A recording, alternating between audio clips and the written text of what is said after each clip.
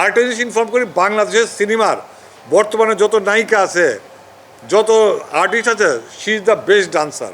সে সবচেয়ে ভালো ডান্সার করে এবং বাংলা সিনেমার সবচেয়ে তরুণী, সে বয়সের দিক দিয়ে সবচেয়ে কম বয়সের, সবচেয়ে একটা ভালো ডান্সার, ডান্স করে, অভিনয় ভালো করে। অভিনয় দেখে আমরা সিলেক্ট করছি। সে জাজের নায়িকা, পূজার পরে সে জাজে আসছে। যেহেতু পূজার নামটা আসলে, পূজা তো এখানে ফিমেল লিড করেছে, উনি ওনাকে কোনো প্রেস কনফারেন্স আমরা কেন পাচ্ছি না? এটা পূজাকে কেন পাচ্ছেন না, এটা পূজাই ভালো জানবে, সেই উত্তরটা দেবে, আমি তো জানি না। তাকে বলাই লইছে, সে কেন আসে এটা তার ব্যাপার। তার ইনভাইট করেছিলেন? হ্যাঁ হ্যাঁ, আমাদের সবাইকে ইনভাইট করা আছে, সবাইকে ইনভাইট করি।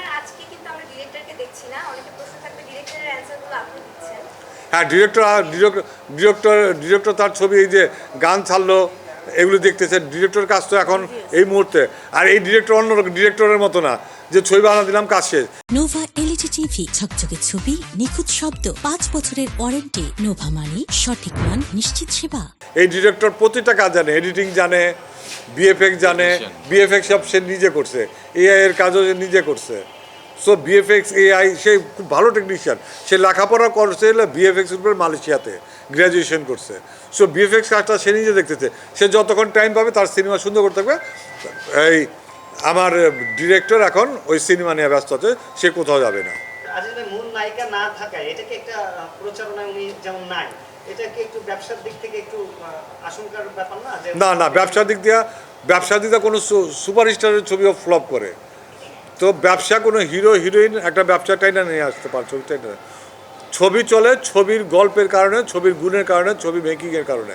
একটা নায়িকা আসলে এই নায়িকা আর গত রোজার ঈদে তো দিন রাত 24 ঘন্টা প্রমোশন করছে, ছবি তো সুপার ডুপার ফ্লপ, 4 ভাগের 1 ভাগ টাকা উঠাইতে পারে নাই।